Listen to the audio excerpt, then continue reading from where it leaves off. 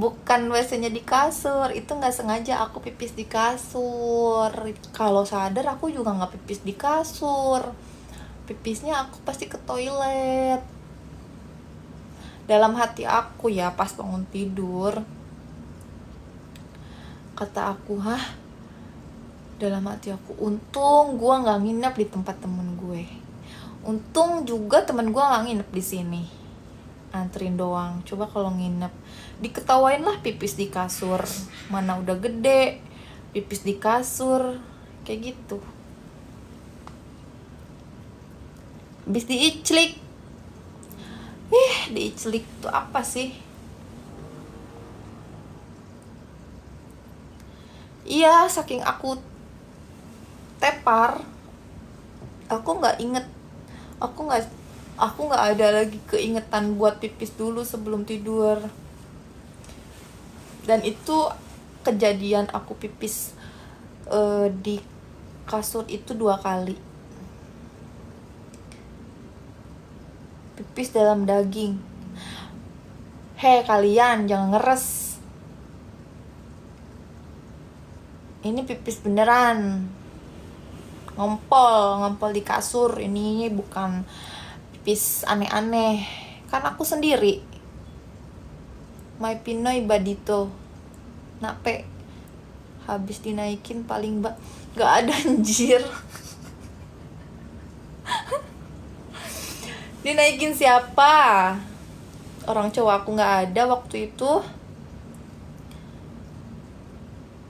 Pipis air putih.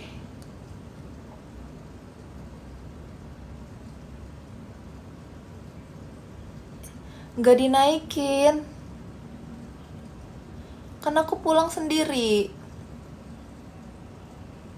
Kalau cowok ada gimana ya? Kalau cowok ada sih diurusin. Justru aku tuh kalau misalkan sama pasangan aku pergi mainnya, nongkrong atau live musik atau ke klub gitu, aku bebas-bebas aja. Mau aku tepar, mau aku gelosotan, mau aku salto, mau aku minum sebanyak apa, aku bebas karena ada yang jagain. Meskipun besokannya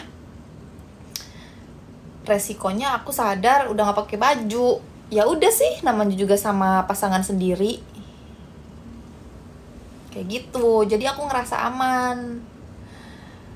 Jadi kalau aku pergi sama temen-temen, aku harus kontrol nih, gue kontrol, nggak boleh minum banyak-banyak. Karena sebenarnya aku juga nggak bisa minum banyak karena aku juga ada lambung. Bukan ada lambung, semua orang ada lambung, tapi aku tuh punya penyakit lambung. Jadi kalau aku minum banyak-banyak karena alkohol, aku tuh pasti langsung diinfus. Dan kalau lambung aku udah kalau lambung aku udah kena, udah sakit, aku tuh nggak mempan pakai obat-obatan warung atau resep dokter atau apa, nggak mempan. Aku tuh harus langsung diinfus, netralin alkohol baru sama infus lambung baru bisa sembuh. Makanya kalau aku pergi sama temen-temen, aku nggak pernah minum yang over banget, aku pasti kontrol. Itu pun kemarin pas aku pipis di kasur karena pas ada event di Wisnu Santika itu, karena salah, aku habis minum Macallan malah minum Fleming, jadi mabuk banget kayak gitu. Tapi kalau aku perginya sama cowok aku, diajak kemanapun, ya udah semau aku, mau minum apa, mau minum segimana, pulangnya mau digotong. Pernah aku di hotel itu pulangnya digotong sama teman-temannya juga, terus dinaikin ke troli, dimasukin ke troli, dimasukin ke troli, terus didorong sampai depan kamar. Terus aku nggak sadar, aku nggak tahu apa itu setelah nextnya digimanain, aku nggak tahu juga. Di situ bangun-bangun ya udah seger kayak gitu.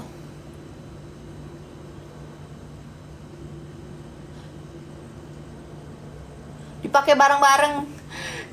Gila kali pakai bareng-bareng. Enggak lah, orang itu teman kantor dia. Itu teman dia, coy.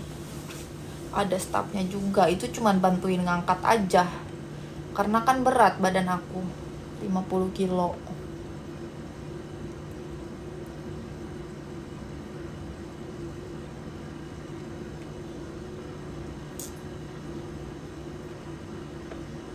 Banyak minum nanti terbang kekayangan. Yang bikin terbang bukan minum, bang.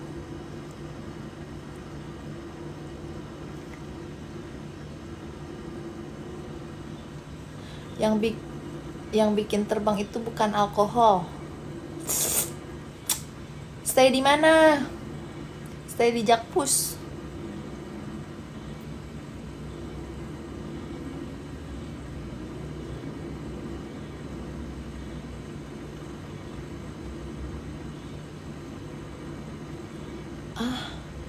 Awak tidur bogel kek. Enggak, tinggi badan aku nggak bogel. Aku 153. 163. Maaf. Tinggi aku 163. Jadi aku nggak bogel. Untuk cewek standar lah ya segitu. 160 ke atas tuh untuk cewek 160 tuh untuk cewek standar. Aku 163. Jadi aku nggak bogel.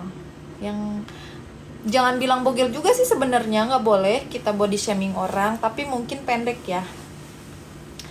Mungkin tipikal cewek yang pendek itu atau kurang tinggi itu kayak 150 atau 150 ke bawah. Kayak gitu.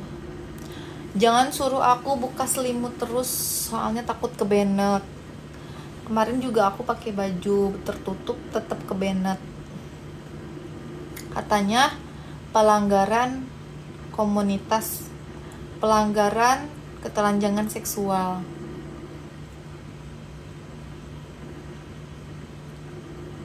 Gak percaya coba berdiri. Cantik dong pacarnya om-om.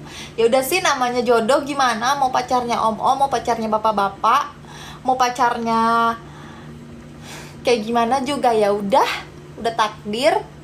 Emang kenapa kalau pacar aku om-om? Itu juga bukan pacar aku,